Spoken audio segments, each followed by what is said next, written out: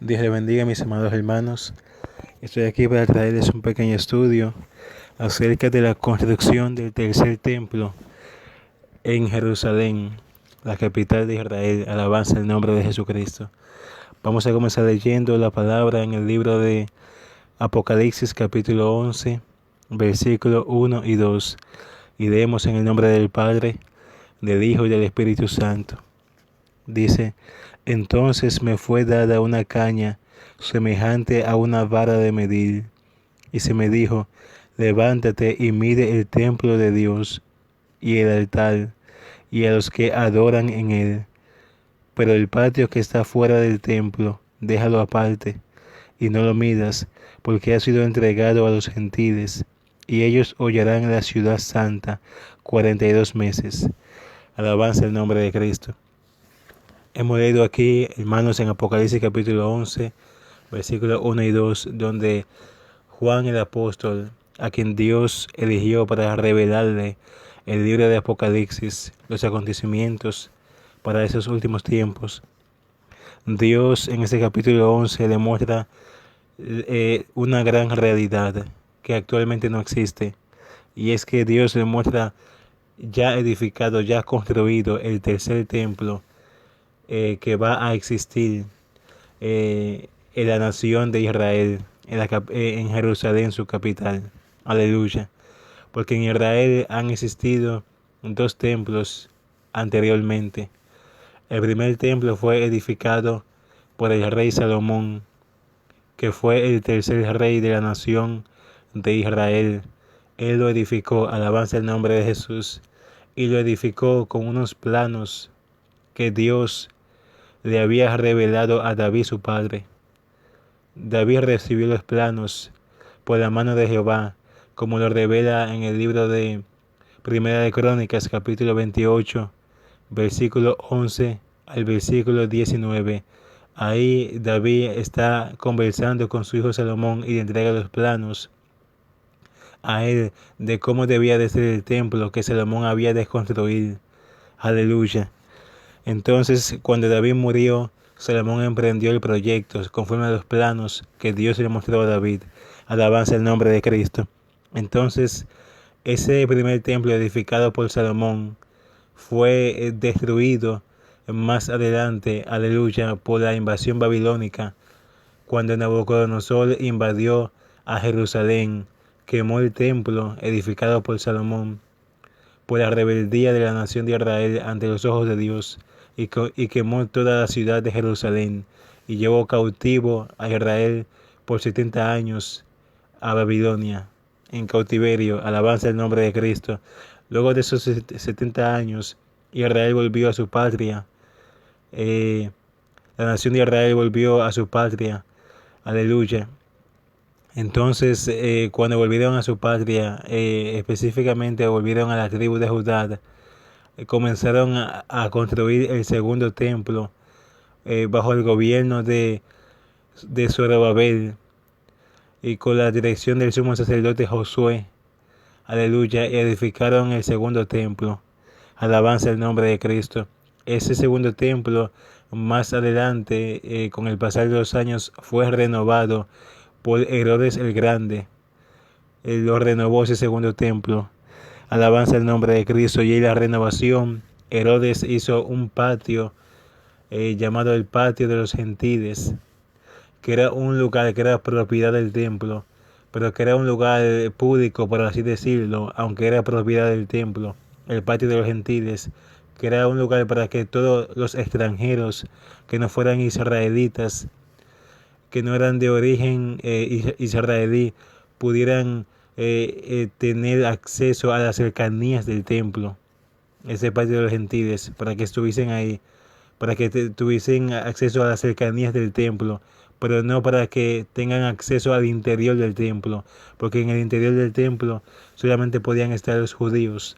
Alabanza el nombre de Cristo. Ninguna persona que no fuera judía podía estar en el interior del templo, solamente los judíos, solamente los israelitas. Alabanza el nombre de Jesús. Pero ese segundo templo, edificado por Zorobabel, el sumo sacerdote Josué y todo el pueblo, de Israel cuando volvieron de la cautividad babilónica. Fue destruido ese segundo templo en el año 70 después de Cristo, cuando el general romano Tito invadió a Jerusalén. Destruyó ese segundo templo, los soldados romanos, aleluya, que estaban dirigidos por el general romano Tito. Alabanza el nombre de Jesús. Y desde el año 70 después de Cristo hasta el sol de hoy, no hay un templo en la nación de Israel. Alabanza el nombre de Jesús. Y aquí hemos leído que Dios le revela a Juan la existencia de un tercer templo que se ha de construir, cuyo templo está en proyecto de que se construya, pero actualmente no está construido. Aleluya. Gloria a Cristo Jesús. Pero se ha de construir conforme a lo que Dios le revela a Juan. Ese tercer templo que van a construir los judíos, ellos lo harán con la finalidad, aleluya, de resucitar el judaísmo, resucitar, aleluya, aquella religión que Cristo abolió cuando murió en la cruz del Calvario. Ellos lo harán, ese tercer templo, con la intención, aleluya, de dedicarse al Dios de sus padres, pero de revivir aquellos rituales, de ofrecer sacrificios de animales por los pecados, aleluya, y todos los mandamientos que Dios dio a Israel a través de Moisés. Con esa intención van a construir el tercer templo. Alabanza el nombre del Señor. No para servir a Jesucristo, sino, aleluya, para, como les dije, revivir su antigua religión del judaísmo. Alabanza el nombre de Jesús, cuya religión ya Cristo, con su nuevo pacto que estableció en su muerte, cuando derramó su sangre, ya Cristo abolió esa religión y ese antiguo pacto que Dios hizo con Moisés, con Israel a través de Moisés. Aleluya. Pero aunque los judíos vayan a construir el tercer templo con esa intención de resucitar, de revivir el judaísmo que ya ha sido abolido por Dios en Cristo Jesús, entonces, aunque ellos lo hagan con esa intención, más allá de esa intención equivocada de ellos, Dios tiene un propósito especial de que se construya ese tercer templo. Es la voluntad divina de que se construya ese tercer templo. Aunque los judíos lo hagan con una intención equivocada, más allá de la intención equivocada de ellos, hay un propósito glorioso de parte de Dios. Y lo vemos aquí cuando Juan dice el versículo 1 del capítulo 11 de Apocalipsis, que a Juan le fue entregada una caña semejante a una vara de medir. Alabanza el nombre del Señor. Y se le dijo a Juan, levántate y mide el templo de Dios y el altar y a los que adoran en él. Vemos, aleluya, que a Juan se le entrega esa caña de medir, una caña semejante a una vara de medir, o sea, una caña de medir. Y se le dijo que mida el templo y que mida a las personas que estaban adorando en el templo. Juan, alabanza el nombre del Señor, midió a los que estaban adorando en el templo. Y midió el templo, midió también el altar del templo, el altar del holocausto. Aleluya. Donde los judíos planean hacer sacrificio de animales por los pecados nuevamente cuando construyan ese templo. Pero cuando Juan midió ese altar del holocausto y midió el templo y midió a los que estaban adorando en el templo, Juan no dio las medidas según él había medido, sino que solamente midió.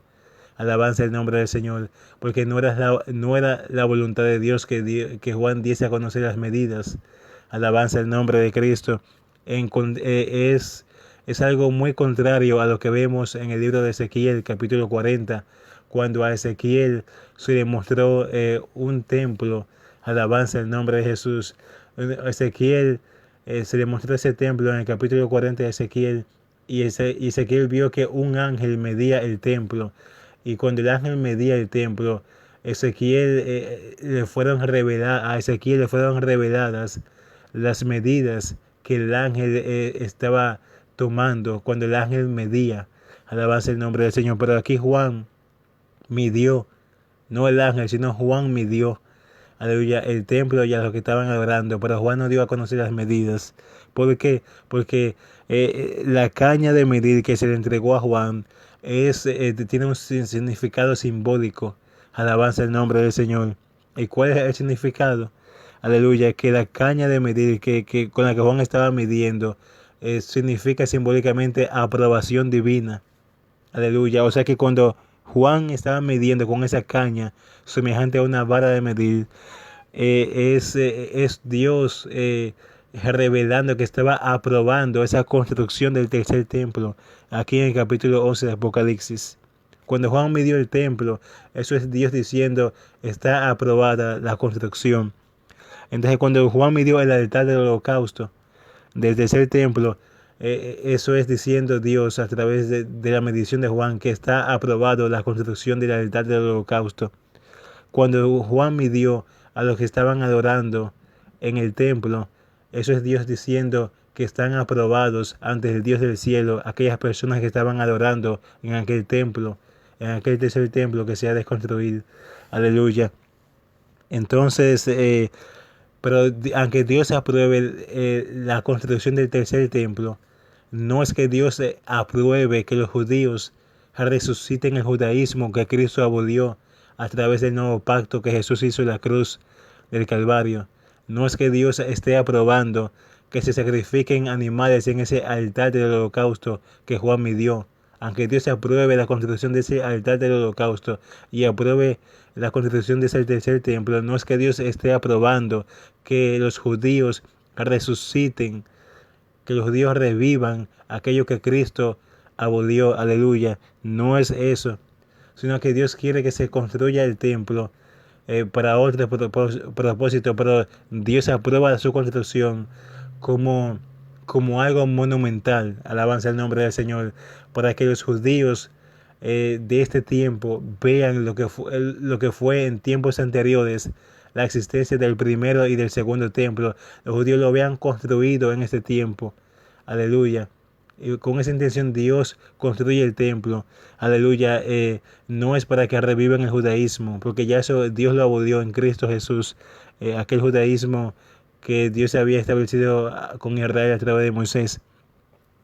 Entonces, no solamente eso, aleluya, sino que vemos aquí, aleluya, que las personas que fueron medidas por Dios, que Juan midió, con la vara simbólica, la caña de medir, que simboliza, la caña de medir simboliza aprobación divina. Esas personas que estaban adorando en el templo eran judíos cristianos a los que Juan midió. No eran judíos, no eran israelitas, aleluya, inconversos, sino israelitas, aleluya, cristianos, evangélicos, a los que Juan midió. Porque quien está midiendo es Juan. Juan aquí simbólicamente es un representante del Evangelio de la gracia de Dios. Es una persona lavada con la sangre de Cristo, una persona que tiene la fe puesta en Jesucristo, a quien se le ordenó medir, a Juan el apóstol. Entonces Juan midió con la caña de la aprobación divina. Aleluya, midió. Entonces Juan, como representante del Evangelio de la gracia de Dios, midió a los que estaban adorando en el templo, y dando a entender que los que estaban adorando eran personas aprobadas por Dios. Significa que eran israelitas cristianos, evangélicos, siervos de Jesucristo, que cuando se construya el tercer templo, irán también a orar y a adorar a Dios al tercer templo, aunque no vayan a compartir los rituales que los judíos que no creen en Cristo vayan a hacer en ese tercer templo, de ofrecer sacrificios de animales y de todo eso.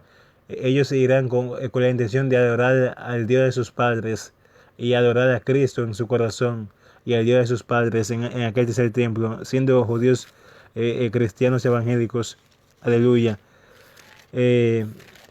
Sabemos que eran judíos cristianos evangélicos porque si eran siervos, si fueran medidos por Juan, dando a entender que son siervos aprobados, entendemos que en el Evangelio ahora en el nuevo pacto en Cristo, una persona es aprobada si es una persona que ha aceptado a Cristo Jesús. Aleluya.